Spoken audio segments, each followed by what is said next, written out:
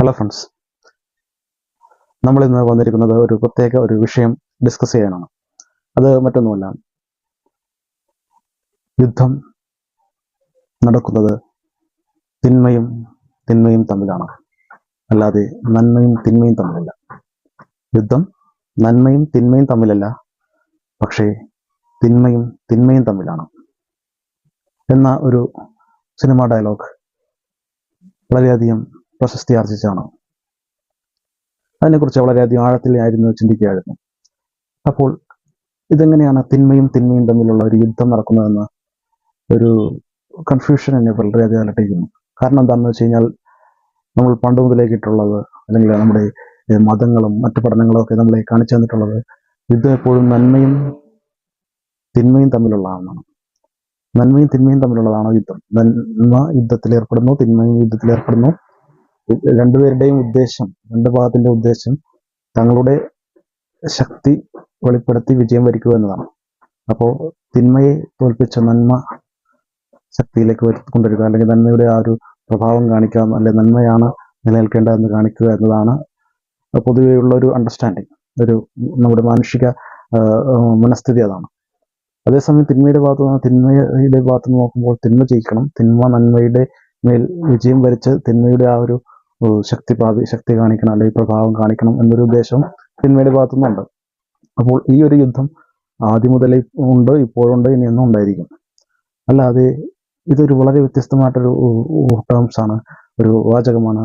യുദ്ധം നന്മയും തിന്മയും തമ്മിലുള്ളതല്ല, തിന്മയും തിന്മയും തമ്മിലുള്ളതാണ്. അതായത് നന്മ ഒരു സൈഡിലേക്ക് മാറ്റി ഇരിക്കുകയാണ്, തിന്മകൾ തമ്മിലാണ് വെറുതെ അടിപിടിച്ച് അവിടെ പ്രശ്നമുണ്ടാകും. നന്മയ്ക്ക് ഇതൊരു ഇതായിട്ട് യാതൊരു ബന്ധവുമില്ല എന്ന് ഒരു ഐഡിയ തരികയാണ്. സത്യത്തിൽ അങ്ങനത്തെ ഒരു ഐഡിയ എനിക്കത് സത്യത്തിൽ മനസ്സിലാകുന്നില്ല, ഗ്രാസ്പ് ചെയ്യാൻ പറ്റുന്നില്ല. അത് അങ്ങനത്തെ ഒരു ഐഡിയ ഇല്ല എന്ന് തന്നെ പറയാം. വളരെ പ്രശസ്തമായ യേശുക്രിസ്തുവിന്റെ വാക്കുകൾ നമുക്കെടുക്കാം. നന്മയും തമ്മിലുള്ളതാണ് യുദ്ധം എന്നും നമ്മൾ പറയാറില്ല. തിന്മയും തമ്മിലാണ് യുദ്ധം എന്നും ഇതുവരെയും പറയുന്നത് കേട്ടിട്ടില്ല. യേശുക്രിസ്തു പറയുന്നുണ്ട്, തിന്മയും തമ്മിൽ യുദ്ധം, അല്ലെ പിശാച് അവൻ്റെതായിട്ടുള്ള മറ്റ് തിന്മയിൽ പെട്ട ഒരു ശക്തിയുമായിട്ട് യുദ്ധം ചെയ്തു കഴിഞ്ഞാൽ അവൻ്റെ തന്നെ സാമ്രാജ്യം ഇല്ലാണ്ടാക്കുക എന്നതാണ് ചെയ്യുന്നത് എന്ന് യേശുക്രിസ്തു പറയുന്നുണ്ട്. അപ്പോൾ തിന്മയും തമ്മിൽ യുദ്ധം ചെയ്തു കഴിഞ്ഞാൽ അവർക്ക് അവരുടേതായിട്ടുള്ള സാമ്രാജ്യമുണ്ട്. ഇപ്പോൾ ഒരു മനുഷ്യന്മാർക്ക് ഒരു സാമ്രാജ്യമുണ്ട്. ഇപ്പോൾ നമുക്ക് മനുഷ്യന്മാരുണ്ട് ഇന്ത്യക്കാർ മാത്രം. പാകിസ്ഥാൻ സാമ്രാജ്യം എന്ന് പറയാം, അല്ലെ ഈ ഇറ്റലിക്കാർ, ജർമ്മനിക്കാരുടെ സാമ്രാജ്യം, അങ്ങനെയൊക്കെ പറയും. അപ്പോൾ നമ്മൾ നമ്മുടേതായിട്ടുള്ള ശക്തി ഇങ്ങനെ പ്രയോഗിക്കാൻ ഓരോ മതങ്ങളാണല്ലോ തന്നെ. ക്രിസ്ത്യാനി ക്രിസ്ത്യൻ മതം, ഹിന്ദുവാണ് ഹിന്ദു മതം, അല്ലെങ്കിൽ മുസ്ലിംസ് ആണ് മുസ്ലിംസ് മതം. എല്ലാവരും അവരുടെ ശക്തി ഇങ്ങനെ വർദ്ധിപ്പിക്കാനാണ് നോക്കുന്നത്. അപ്പോൾ തിന്മയും തമ്മിലടിച്ച് അവർ തന്നെ ഇല്ലാണ്ടാവുകയാണ്. അപ്പോൾ നമ്മളുടെ ഒരു എണ്ണം ഇങ്ങനെ കൂട്ടിക്കൊണ്ടിരിക്കുക, ഒരു എണ്ണത്തിന്റെ സംഖ്യ കൂട്ടിക്കൊണ്ടിരിക്കുക, അല്ലെങ്കിൽ നമ്മുടെ ആ ഒരു ശക്തിയുടെ വ്യാപനം വർദ്ധിപ്പിക്കുക എന്നത് ഒരു ഉദ്ദേശത്തോടെ ചെയ്യുമ്പോൾ അത് നമ്മളെ തന്നെ ഒരു ബോംബ് വെച്ച് നമ്മളെ തന്നെ തകർക്കുന്ന ഒരു പരിപാടിയാണ് തിന്മയും തമ്മിലുള്ള യുദ്ധം.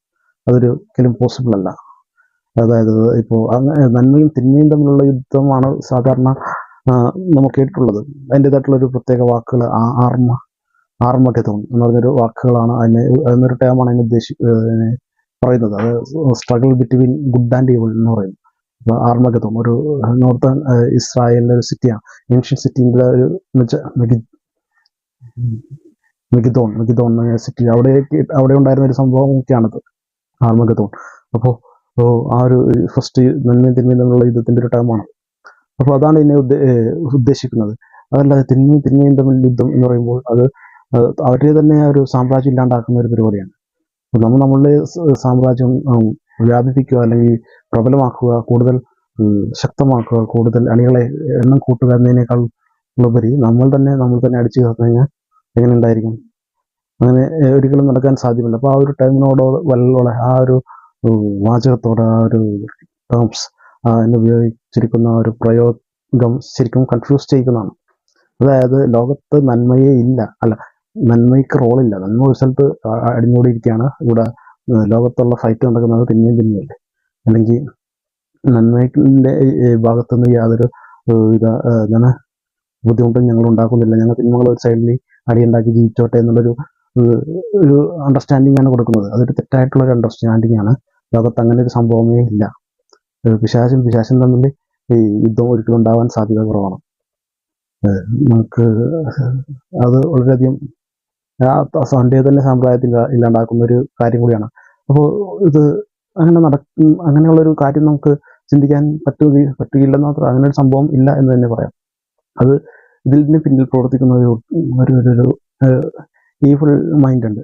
ഈവിൾ മൈൻഡ്, ഈ ലോകത്ത് തിന്മ മാത്രമേ ഉള്ളൂ, അല്ലെങ്കിൽ ഈ ലോകത്ത് നന്മ അതൊരു സൈഡ് അത് ഉണ്ട്, പക്ഷെ അവിടെ ഞങ്ങളൊന്നും ചെയ്യുന്നില്ല, ഞങ്ങൾ ഞങ്ങളുടെ കാര്യം നോക്കി ഇങ്ങനെ ജീവിക്കുകയാണ് എന്നാൽ തിന്മയിലുള്ള ആളുകൾ കുറയുകയാണെങ്കിൽ നമുക്ക് എന്ത് ചെയ്യാൻ പറ്റും? നന്മയുടെ ഭാഗത്തൊന്നും ചെയ്യുന്നില്ല, ഞങ്ങൾ തിന്മ മാത്രമുള്ള തിന്മയും തമ്മിലുള്ള ഞങ്ങളാണ് ഇവിടെ കഥ ഉണ്ടാകുന്നത്, കഥ ജീവിക്കുന്നത്, ഞങ്ങളൊന്നും ചെയ്യുന്നില്ല എന്ന് ഒരു ഐഡിയ ഉണ്ടാക്കുകയാണ്. അതൊരു തെറ്റായ ഒരു ഐഡിയ കൊടുക്കുകയാണ്. അപ്പോൾ സാധാരണ നന്മയിൽ വിശ്വസിച്ച് ജീവിക്കുന്ന മനുഷ്യർക്ക് അത് ശരിയാണല്ലോ, അപ്പോൾ അതങ്ങനെയാണെങ്കിൽ ഓക്കെ, ഞങ്ങൾക്ക് എന്താ കുഴപ്പം, നിങ്ങളുടെ പാടായ എന്നുള്ള രീതിയിലാണ്. പക്ഷേ യഥാർത്ഥത്തിൽ ഇത് ലോകത്ത് ദൈവം ഉണ്ട്, സമ്മതിച്ചു. അതേസമയം പിശാചുണ്ട്. പിശാച് ഇങ്ങനെ വേറൊരു പിശാചുമായിട്ട് യുദ്ധം ചെയ്ത് ഇങ്ങനെ ജീവിക്കുന്നു. നിങ്ങളുടെ നന്മയെ ഞങ്ങൾ ഒന്നും തൊടുന്നുമില്ല, ഒന്നും ചെയ്യുന്നില്ല. അതൊരു ടെക്നിക്കാണ്. ടെക്നിക്ക് ഉപയോഗിക്കുന്നത് ആരാന്ന് വെച്ച് കഴിഞ്ഞാൽ ചെകുത്താൻ്റെ ഉപയോഗമാണ്. ചെകുത്താൻ ആരാന്ന് നമുക്കറിയാം. ചെകുത്താൻ്റെ ഓദർ ദൈവമല്ല എന്നും നമുക്കറിയാം. ചെകുത്താനെ സൃഷ്ടിച്ചതും ദൈവമല്ല. മാലാഖയായിരുന്ന ലൂസിഫറിന് സംഭവിച്ച ഒരു കൈപ്പഴം മൂലം അല്ല ഒരു അഹങ്കാരം മൂലം സംഭവിച്ചൊരു പ്രശ്നമാണ് തൻ്റെ പദവിയിൽ നിന്ന് താഴേക്ക് വീഴാൻ, സ്വർഗരാജ്യം നഷ്ടപ്പെടാനുള്ള കാരണം ഉണ്ടാക്കിയത്.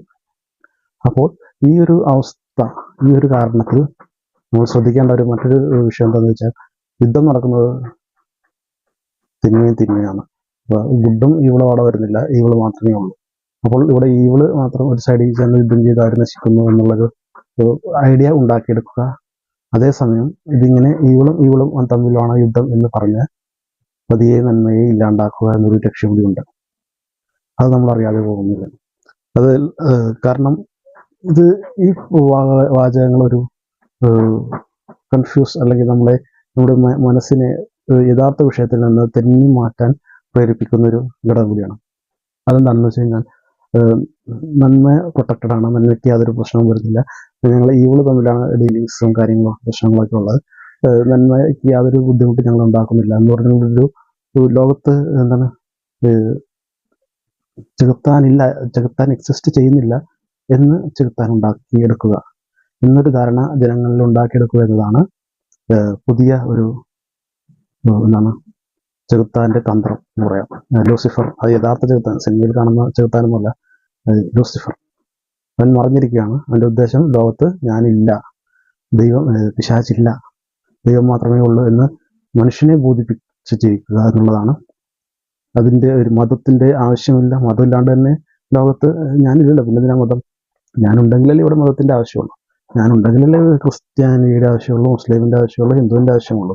ഞാനില്ലല്ലോ, പിന്നെ എന്തിനാണ് ഒരു ഹിന്ദു? എന്തിനാണ് ബ്രഹ്മ വിഷ്ണു മഹേശ്വരൻ സൃഷ്ടികർമ്മവും പരിപാലനകർമ്മവും സംഹാരമൊക്കെ എന്തിനാണ്? ക്രിസ്ത്യാനികൾ ദൈവം എന്തിനാണ്? പിശാചുക്കളെ തോൽപ്പിച്ച് വിജയം വരിക്കുന്ന യേശുക്രിസ്തു എന്തിനാണ്? യേശുക്രിസ്തു തിന്മയെ ചവിട്ടിക്കൊന്ന പാമ്പിന്റെ തല ചമ്മന്തിയാക്കിയ യേശുക്രിസ്തുവാണ്. യേശുക്രിസ്തുവിന്റെ ആവശ്യം വരുന്നില്ലല്ലോ. കാരണം ഞാൻ ലോകത്തില്ല എന്ന് മനുഷ്യരെ തെറ്റിദ്ധരിപ്പിക്കുന്ന ഒരു ഐഡിയ കൊടുക്കുന്ന ഒരാളാണ് യഥാർത്ഥ ലൂസിഫർ, യഥാർത്ഥ ചെകുത്താൻ. അത് നമ്മൾ അറിയുന്നില്ല. അപ്പോൾ ഈ ഒരു സമയം നമ്മൾ പ്രത്യേകം ശ്രദ്ധിക്കേണ്ടത്, യഥാർത്ഥ പ്ലാനിങ്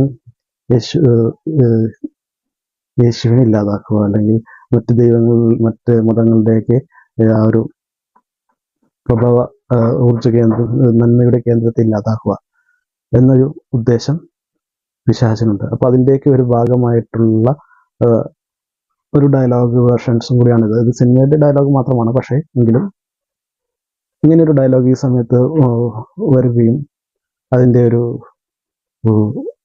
എന്താണ് പ്രതിധ്വനി എന്ന് പറയുമ്പോൾ ആളുകൾക്ക് അണ്ടർസ്റ്റാൻഡിങ് വളരെ വ്യത്യസ്ത രീതിയിൽ മനസ്സിലാകുന്ന ആളുകളൊക്കെ ഉണ്ട്.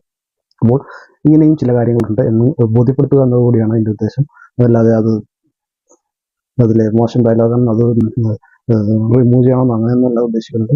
പക്ഷേ യഥാർത്ഥ ലൂസിഫർ ഉണ്ട്, യഥാർത്ഥ ലൂസിഫർ അവൻ ഇപ്പോഴും ഒളിഞ്ഞിരിക്കുകയാണ്.